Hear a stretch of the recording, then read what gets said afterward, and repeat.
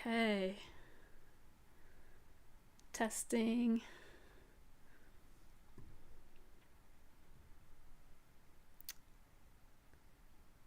I think we're live. Are we live here?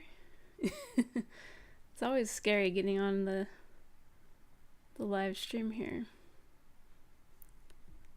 Let me just double check here that I'm good to go. Looks like it. Okay, cool. Well, thanks for joining me. Let me get this out of the way. Yeah. All right. Time to go. It's go time. Thank you so much for joining me for this new campfire chat.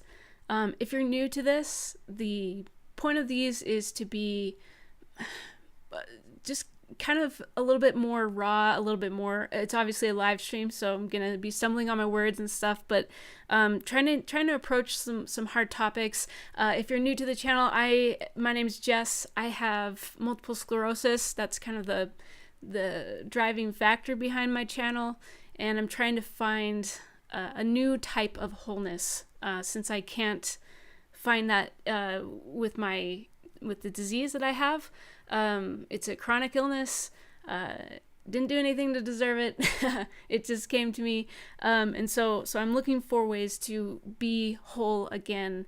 And that has to look different because things have changed. My circumstance is different. So if you're here for that, thank you. Thanks for joining me on this journey. And today I wanted to kind of go through something that I think is a little bit controversial, a little bit a little scary for some people, and so I'm hoping that this can be a way to start to bridge some communities here and talk about some really, really relevant events, or not events, but like relevant concerns and themes that our community, at least in the United States, is facing right now, especially with election coming up, all that good stuff. And that's about the trans community, the transgender, gender non-conforming, non-binary, agender, that whole community, that subsection of the LGBTQ community. So I guess the first thing is to let you know what these things are. So sex and gender are different. You can be born with your sex assigned at birth would be female, but your gender is male. It could be non-binary, so maybe there just isn't a gender that makes sense for how you view your gender. There's all kinds of ways that that these experiences play out for people, and I'm not going to get too much into that, but I just want to help kind of get some vocabulary for us to have as a basis. And the other thing is to know I am queer myself. I'm not going to tell you specifically what I am, how I identify, but I am representing trans community right now. This trans flag. You can find that at freakyfossils.com if you like my artwork. But the thing here is I recently attended an event called the Gather Conference, and it's based around the communities of the queer community and also the LDS community. So I'm also I belong to the Church of Jesus Christ of Latter-day Saints, and this combination creates a lot of pain and violence sometimes towards people like me. And that can be overt, and that can be violence that comes emotionally and spiritually as well. And so at this conference, it's an attempt to bring these two communities together so that the queer community can feel that sense of gathering, that community, even with their faith. Because a lot of times I heard it put at the event that somebody said, sometimes you're too churchy for the queers and too queer for church, and there's not really a place for you. At least it feels like it, and or at least they're very rare places where you can just be both. And it doesn't also that's the other thing, is it doesn't always look the way you might expect. The LDS culture has some very clear like identity markers of like, this is how you act, this is what you talk like, this is how you present as an LDS person, and as a faithful person. And that sometimes gets conflated.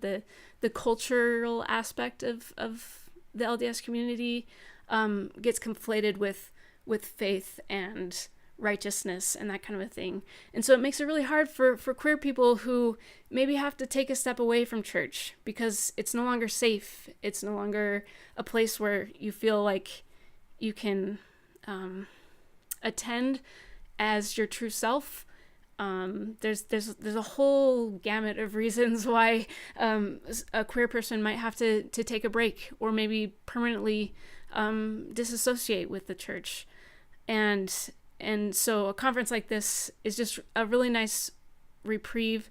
So it doesn't matter if you're an active LDS Latter-day Saint, or if you just grew up in the church, maybe you left, maybe who knows. That was the thing that I loved about this conference, is such a wide variety of people being represented, from very young to very old, and all of the spectrum of the queer community was present as well, and all of the the different experiences were also represented with church activity and inclusion and faith, I guess, levels of faith. As far as we'll get into this a little bit, but faith in the sense of like really accepting a certain doctrine, all kind of levels of that. So there's a huge amount of variety and diversity in this conference, and it was just beautiful. And it reminded me that's why diversity is so important. And I think that's another reason why I want to talk about the trans community right now, because it's become a topic that I think is rife with misinformation and probably disinformation, intentional deception from political parties and other people who just have an axe to grind. I don't really know why. So I wanted to talk about some of those things and some of the things I experienced here at the Gather conference, because I think that's an important thing to look at.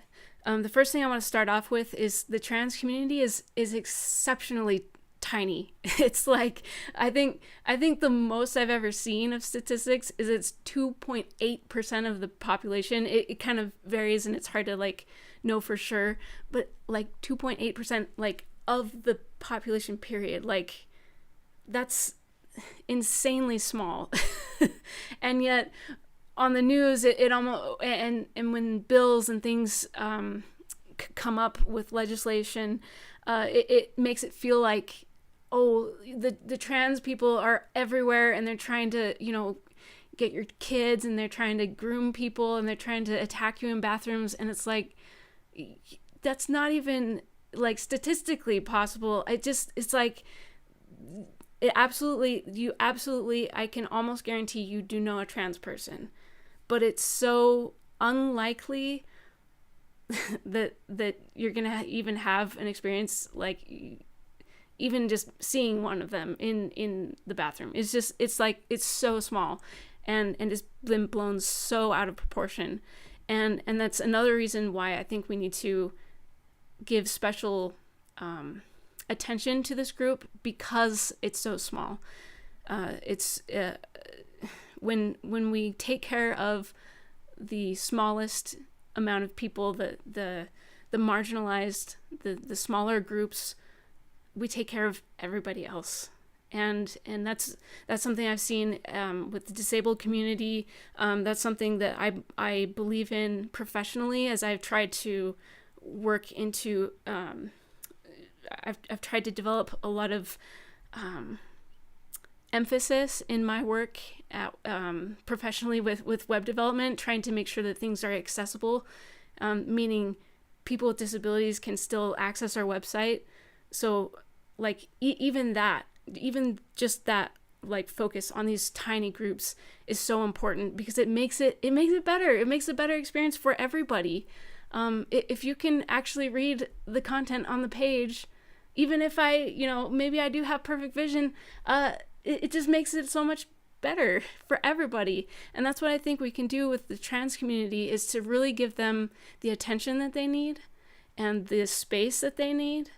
And it will make space for you as a cisgender person. Cisgender is another word that you'll need to know, is when your sex assigned at birth is congruent with your gender identity. So if I were born female and I identify as a woman, that would be congruence with your gender identity and your sex assigned at birth. And so you would be cisgender, CIS gender. So that's another term, just to have a base as we're discussing things. But I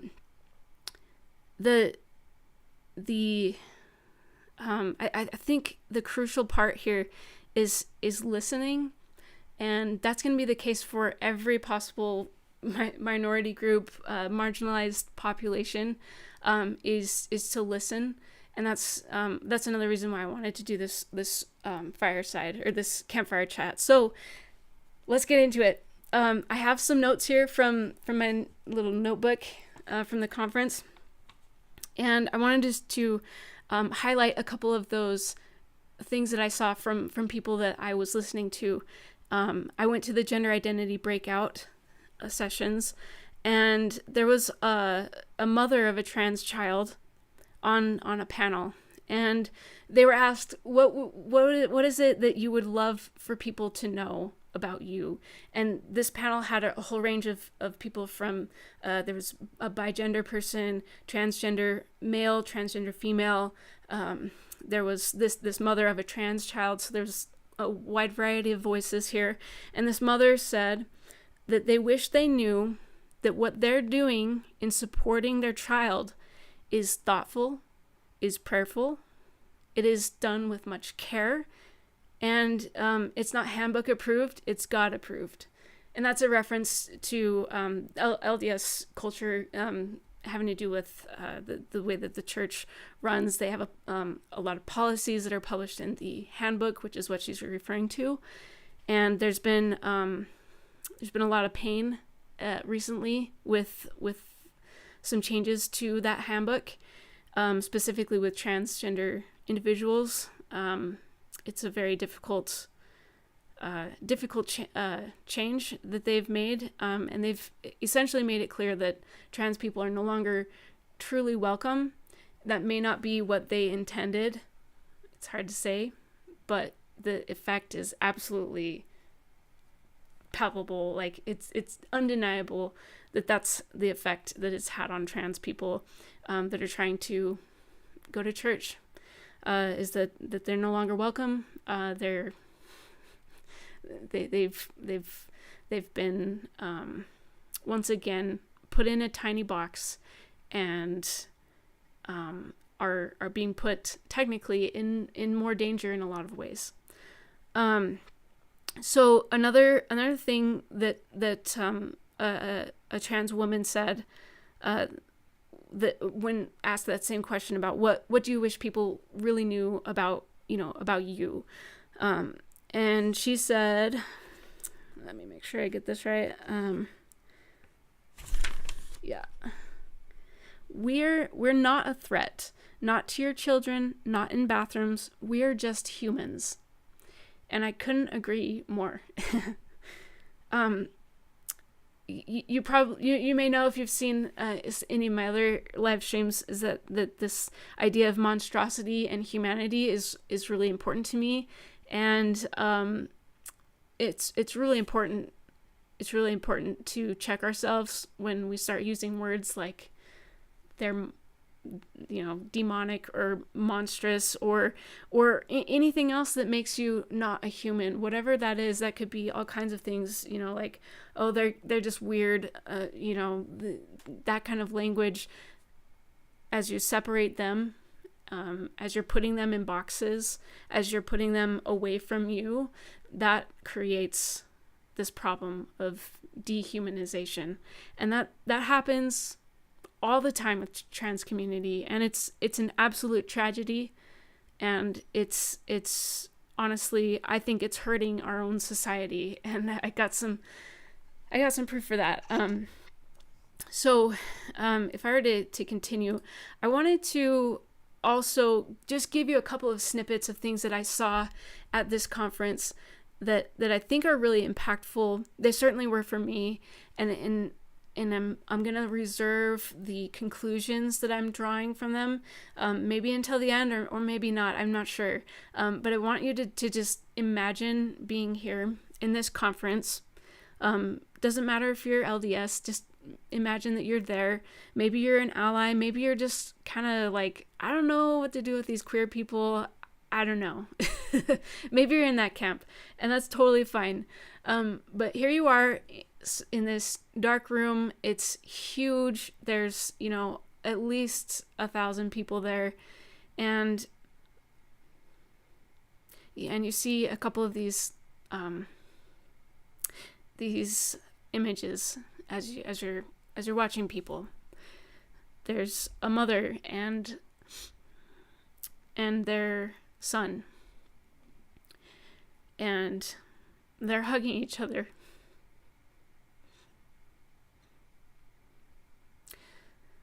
There's an old man, looks kind of grumpy, but he's there, and he's looking around for somewhere to sit.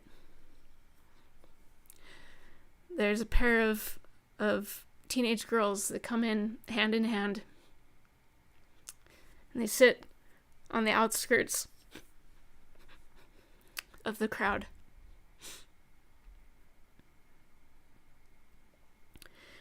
There's a person that comes in with a mask on to protect from COVID and other diseases, and they just sit by themselves. And then there's groups of guys that come in, smiles on their faces, and they come and sit down together. Where in the world does this all happen? Where is it? What am I trying to say? I just can't believe how much this topic of queer people and faith, I can't believe how many people it affects. There's straight people it affects, there's queer people it affects, obviously, and then there's people surrounding them that aren't even at the conference, and it's just, it's beautiful to see a place where all these random people can come in and kind of tentatively show up. So many of them came by themselves. I was one of those. I attended this conference by myself. And there were so many families there too.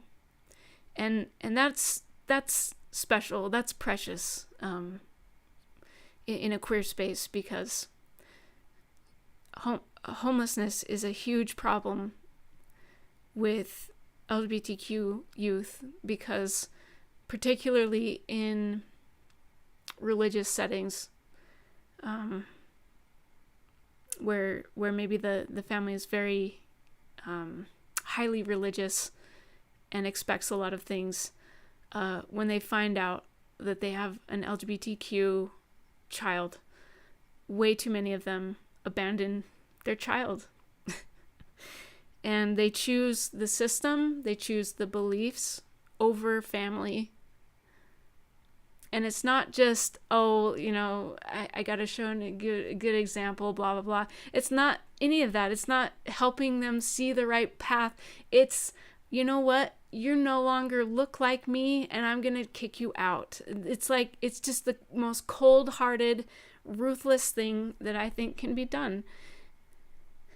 And to see parents there at this conference, not just there, but showing love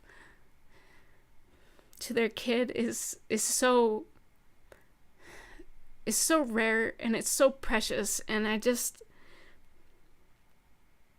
there's so much mental health,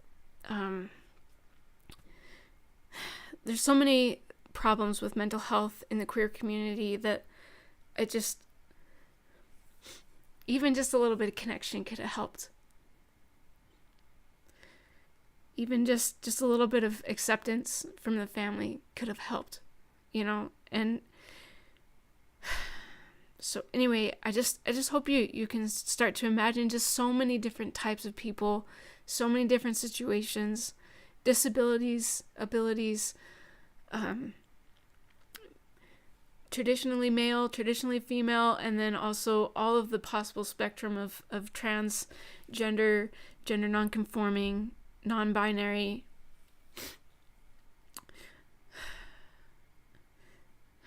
And it just young and old, and it's just it's beautiful, and it's kind of awkward at first because we don't know what we're doing, and we're all coming there together. So anyway, if I were to start into some of these other things that I wanted to show you, I just wanted to highlight again the amazing representation, especially with the older generation of people that were there. I just was so amazed at that representation. It's too often I'm hearing things like, oh, it's the Gen Z, like the youth, it's, they have these weird things, they're just being weird, it's a trend, blah blah blah. That's all false, by the way. It's not a trend. It's not cool to be gay. Maybe it is in some places, but certainly not in dense LDS communities, or many other faith-based communities, and honestly, I can't really explain what it's like in high school. Try to forget those days, right? But it's not a marker that makes you feel good about yourself, unfortunately.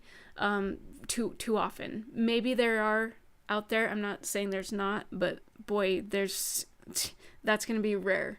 And so it was powerful to see these older men and women who showed up at the gender breakout session presenting exactly as they are, because a trans woman is a woman. That's who they are. And it was so beautiful to see them showing up and actually being there fully who they are. And it was phenomenal. I don't know how else to express it. And I apologize for rambling just a little bit. But some of the things that I saw as well, we discussed a lot of things about belonging. And one of the questions, again, to this panel of trans people, was, how do you hold on when belonging is not there?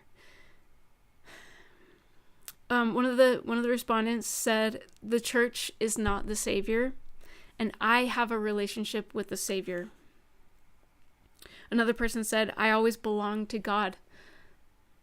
And then I also belong to you, to the trans community, to the people there, to their community where they live. We belong to the people that are around us, and the people that we choose to have around us as well. And then another person was quoting somebody named Carolyn Pearson, and this is going to be just a kind of a fuzzy quote, but I stay because I find love there, meaning at church, I believe. If I don't find love, I create it. And I just think that was so powerful, because that's absolutely the experience of a queer person at a church, or even in the community, is that we're looking for love and connection just like any other human. And when it's not there, especially towards us, then we're going to create it. And that's a powerful thing that I've been learning from the queer community. It's hard for me as an introvert to do things like that, but I absolutely believe that you can be the one who creates the love that needs to be in spaces where people are. That's just basic humanity.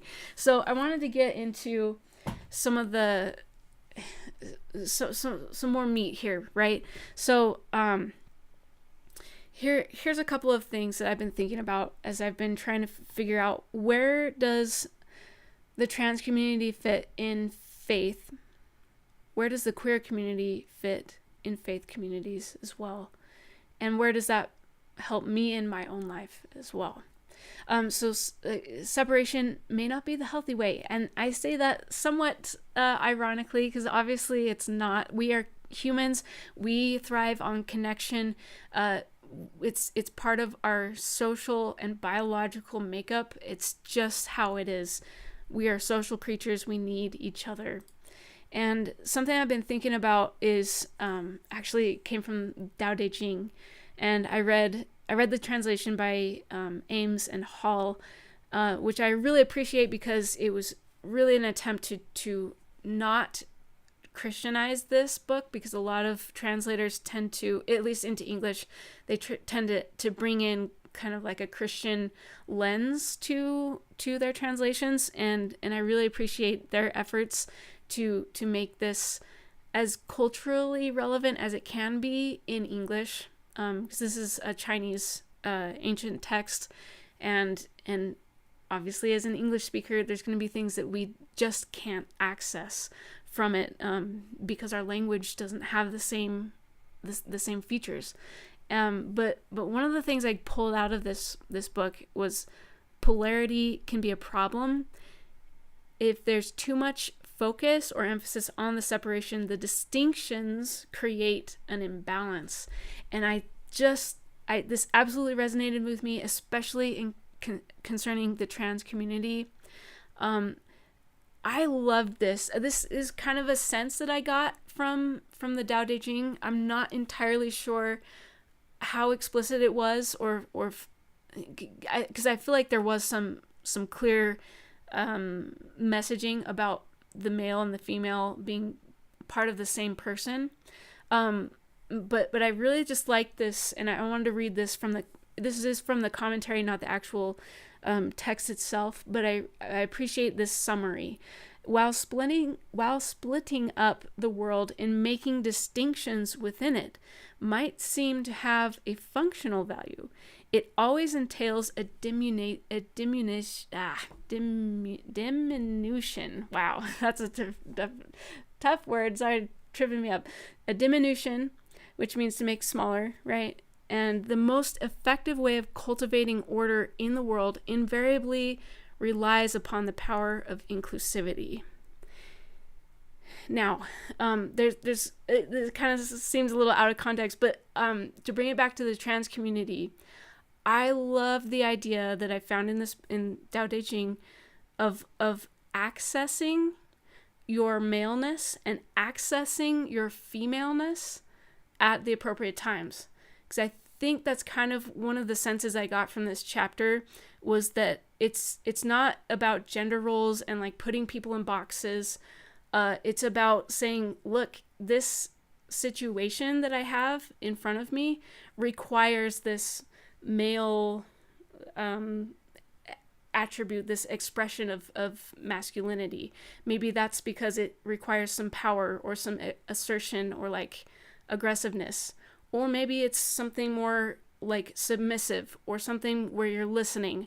And I don't want to get too boxed in again in like creating this weird, like, oh, listening is a female thing, and being brash and, you know, awful is a male thing. Like that doesn't make any sense to me. But being able to access both, I think, is a healthier way of looking at our gender.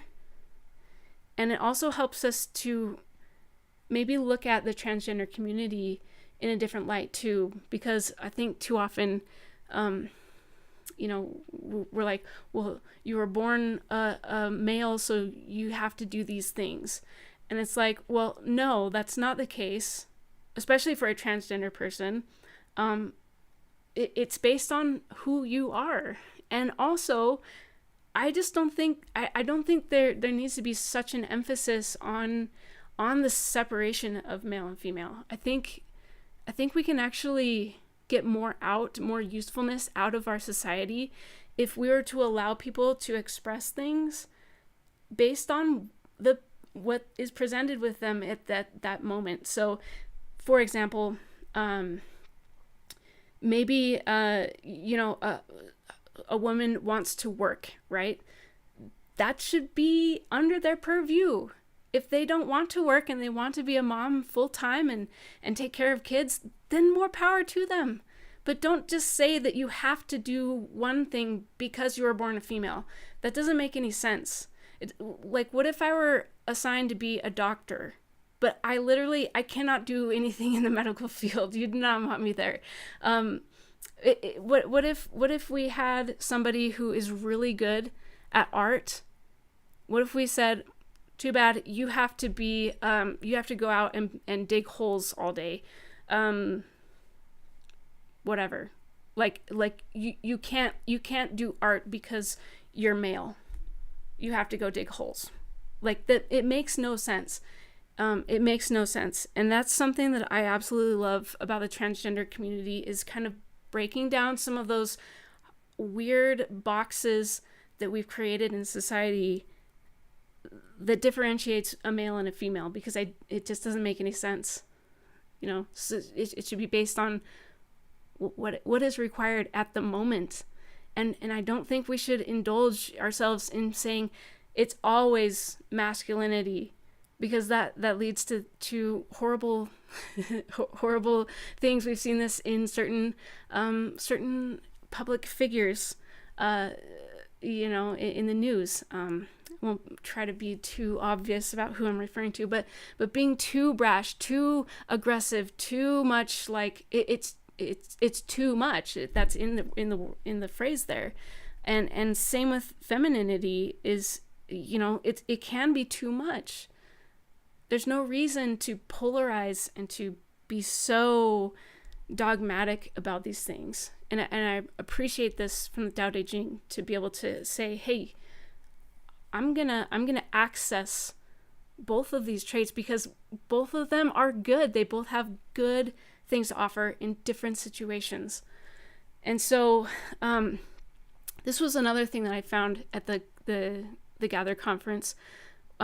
This was a commentary after one of the presentations. I believe it was Lisa Valentine said, part of the thing that we need to do to create change is to engage in more of a creative process and fall in love with the problem. And at first I was like, does that actually make any change? But I was thinking about it in terms of like as a designer, that's my college background. If you already have a solution that is in your mind, you can't produce anything other than that one tiny thing, and it probably isn't actually the solution. And there were too many times that we were given problems, and we would come up with the exact same thing that 500 other people had done online, or, you know, students coming up with the exact same logo or the same work. You know, it's just like, because we obsessed over, oh, I already know the solution, it's this, I'm not going to explore anymore. And I appreciated this this idea of falling in love with the problem, because some of the problems that we see with like the queer community, with violence towards them, with just the rejection that we feel, it's too big. It's so much bigger than just me. It's so much bigger than my wife and me. It's so much bigger than my community, my church, my, like, how do I change this whole system? And this goes for more than just the queer community. This is racism, this is sexism, it's all of these things. There's so many problems that are systemic and so huge that we as a single person cannot ever hope to make a change, not by ourselves anyway. But when we all are thinking about the problem, when we all put our focus on really understanding what's going on, listening to marginalized groups, listening to queer people, listening to these stories about how, things that we're doing are harmful, it absolutely does change. It changes people, it changes opinions. It certainly has changed mine, and that's coming from a queer person. Like I've had to go through that same process because I used to be so homophobic. It was internalized. I hated myself so much that I was going to hate every single one of the queer people out there. And that's hard. It's hard to see that in yourself. But it's absolutely worth it. The thing that changed me was going out and listening to real stories from real people. And I saw that, hey, these people are just like me. They're not monsters. They're humans. And that goes for immigrants, that goes for undocumented citizens in the United States, that goes for refugees, people with disabilities. So I just really feel like this is such a huge, important thing to remember, is we need to fall in love with the problem. So much that we're engaged in listening, we're engaged in trying to find new ways of improvement, because then at least you're able to stay in that problem solving mode. And that is a creative process, because as soon as you have a solution, it's closed. You close, you're done. We have the solution, but there is no solution. There is no, how do you fix something this big? You can't.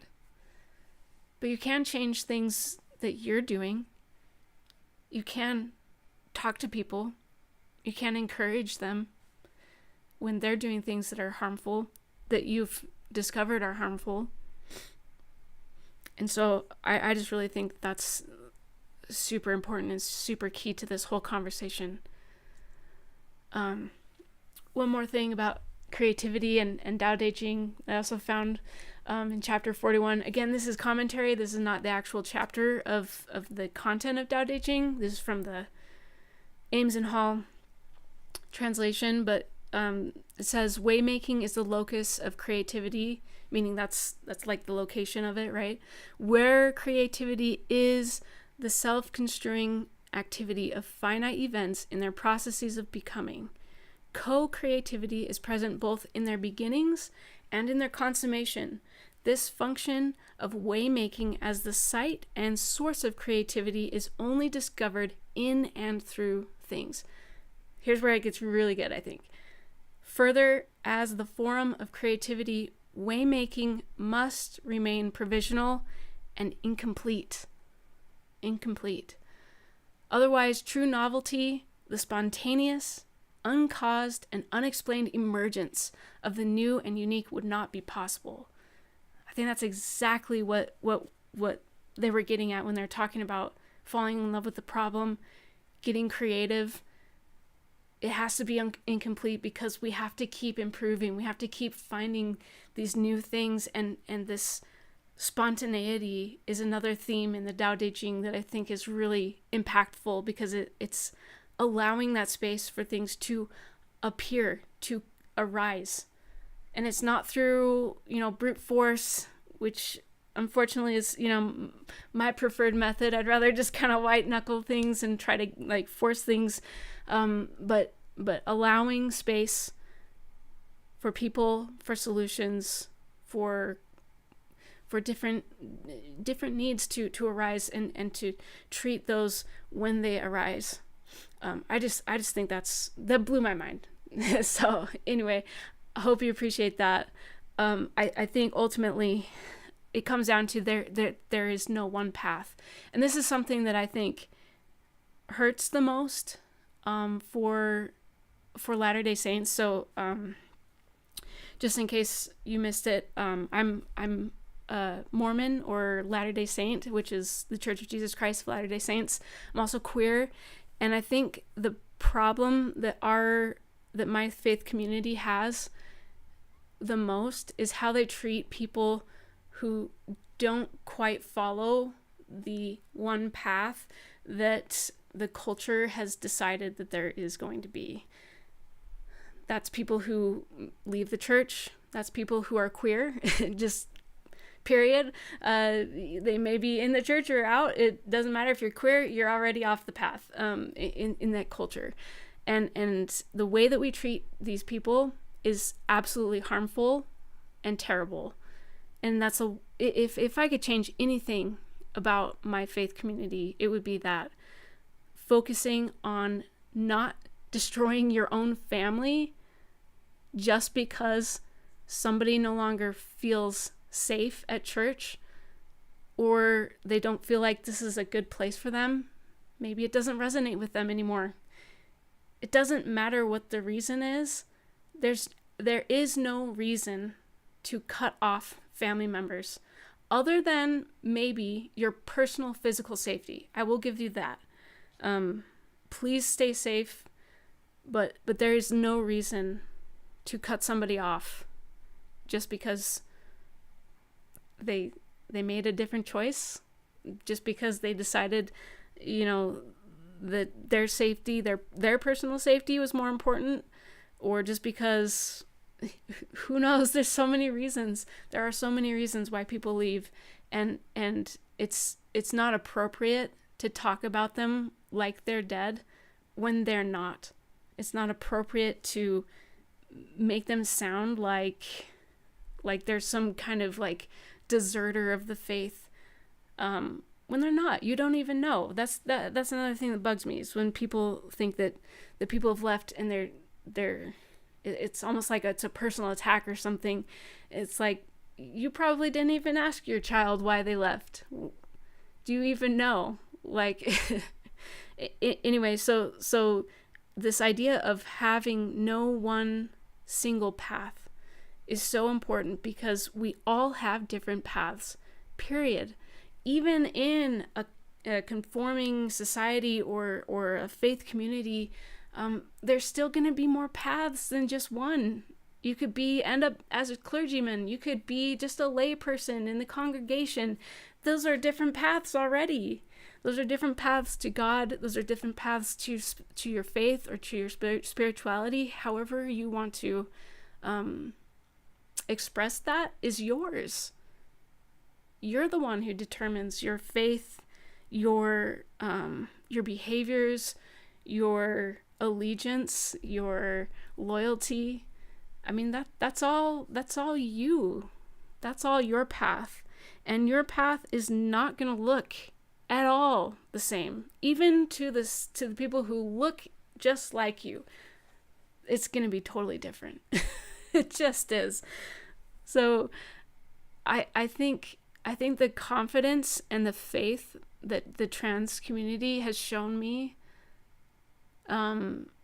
in moving forward, despite all of the stigma around them, despite all of the hate speech and the rejection, to continue on their path that they are truly dedicated to, that they really want to express themselves authentically and honestly, is absolutely, it's beyond brave. most of us can't even be that brave in truly honoring our own values, our own self-expression, actually being who we are, who we want to be in the midst of others. That's extremely difficult. And I just so appreciate being able to see trans people showing up at the Gathered conference. They were able to impress that upon me of how brave, how confident, and how difficult it is. Because it is very difficult. It's difficult for any queer person to continue on honoring themselves when everybody else dishonors you. And I feel like we need to make space for those people who are choosing to honor themselves and to actually be honest. That's unique and precious and should be cultivated. So I wanted to share just a quote. This is from one of my favorite books that I feel like is really a great one for getting introduced to trans community, vocabulary, even a lot of stories. This is by Austin Hartkey, and he just does an amazing job of bringing together so much theology, so much spirituality into this space that is often excluding these people, right? So here, this quote says, when our churches support or even organically formulate the idea that transgender people are morally, intellectually, or theologically inferior, we feed right into the hatred that leads to death for an already marginalized group.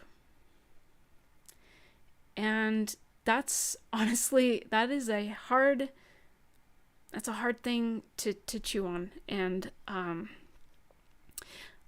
I know personally that I have had to deal with suicidal ideation as a queer person. It is not something that, it's not easy.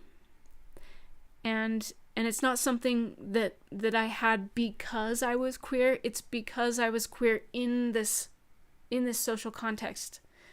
Outside of it, I probably wouldn't have had any mental health issues if there was support, if there was actual real acceptance and inclusion, if there was people that made it clear that I was not evil just for existing, then I don't think I would have devoted a third of my life to thinking about suicide. And that's only one type of death that we have to look at. Unfortunately, there's it's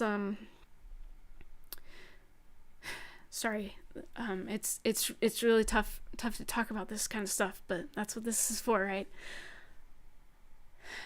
There is a huge risk of violence for the queer community, and especially towards the trans community. There have been so many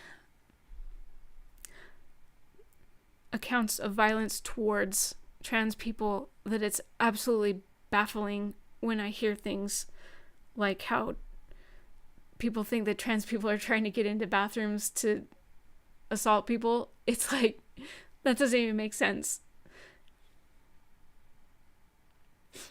If you wanna a resource for some of those stories of survivors of violence, you can check out on Instagram Where Love is Illegal, and there's plenty of stories. You can try and listen to those. I have to listen to those in small doses. But but the violence towards queer people is absolutely real and is absolutely a huge concern. And it makes me so sad that places that are supposed to be refuges of safety and inclusion and hope, like a church is supposed to be, is actually the exact place where these people are being assaulted themselves, spiritually assaulted, spiritually violated, and being the recipients of spiritual violence. It's unacceptable. So last thing I wanted to address here is how much the trans community is actually so similar to so many other communities out there. I wanted to read this from the Statue of Liberty. I believe it's called The New Colossus, this poem. And it says, this only part of it, it says, "Give me your tired, your poor, your huddled masses yearning to breathe free, the wretched refuse of your teeming shore. Send these, the homeless, tempest-tossed, to me. I lift my lamp beside the golden door."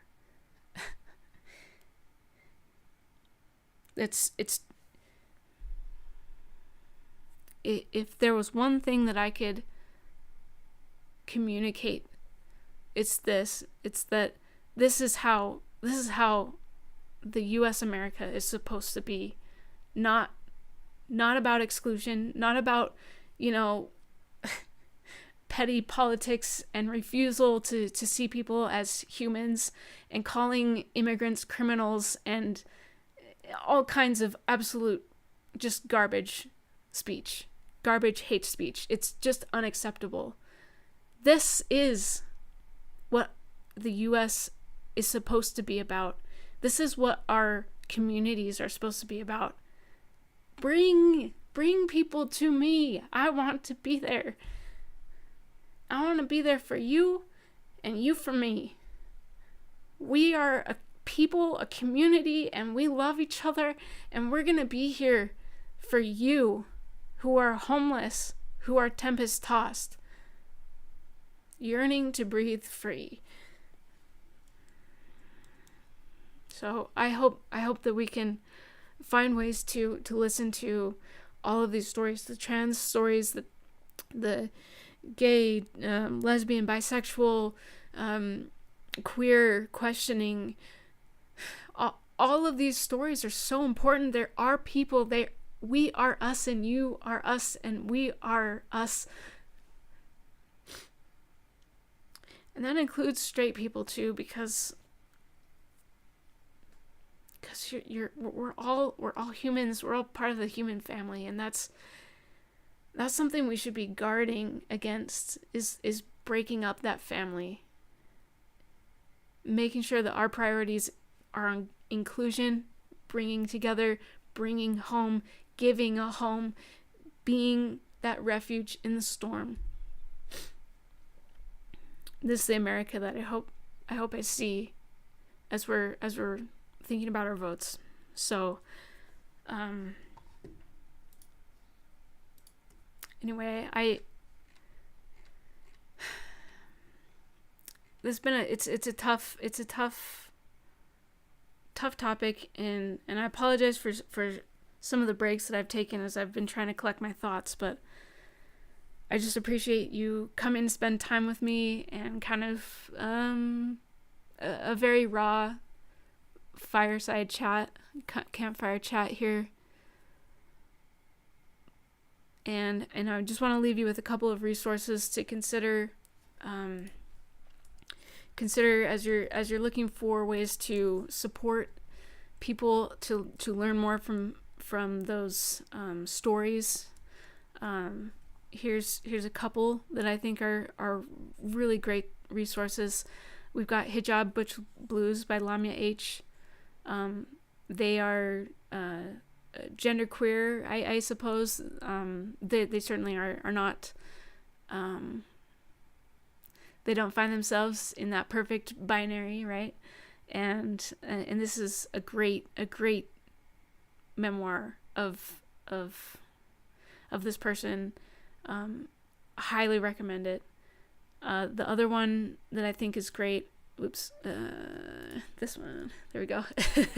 This is another great introduction to the trans community for specifically in these faith spaces. Bible and Lives of Transgender Christians is a subtitle. This is by Austin Hartkey. Just a great book. So many stories. The reason why I think this is important to have these resources is that one of the parents at the panel, they're the mom of a trans kid, said that they wanted to understand their child's experience, but their child just wasn't ready for questions or to talk. And that's going to be the case a lot of the time. It's not the responsibility of the queer person in your life to teach you about what it's like to be queer. They may happily answer questions and things like that, but sometimes it's not appropriate and sometimes it's not a good time. And so this parent wanted to be able to engage with their child even when their child wasn't ready to be engaged with, and they did that by going to stories and going to these books where they could explore that experience by themselves as the parent. This is what from the point of view of a parent. This is a great way to be proactive instead of reactive to the queer community, because if you've never gone through that thought experiment, I'd encourage you to try. You know, what if one of my kids was gay? What if one of my kids was trans? What would I do? What would I say? How would I make sure that they feel loved? And I think starting here at these kinds of resources, books, listening to other stories and people in the space, that's going to help you to not be reactive and instead be proactive and loving and just make it a better experience for both of you. So I highly recommend these books. And I just super appreciate your time. Thanks for spending it with me and letting me kind of re-experience the Gather Conference again and some of these themes. And again, I hope we fall in love with the problem.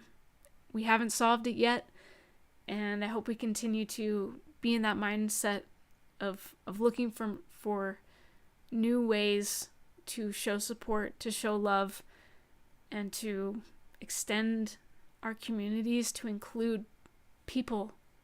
Because, again, trans people are just people. So, thanks so much for joining me.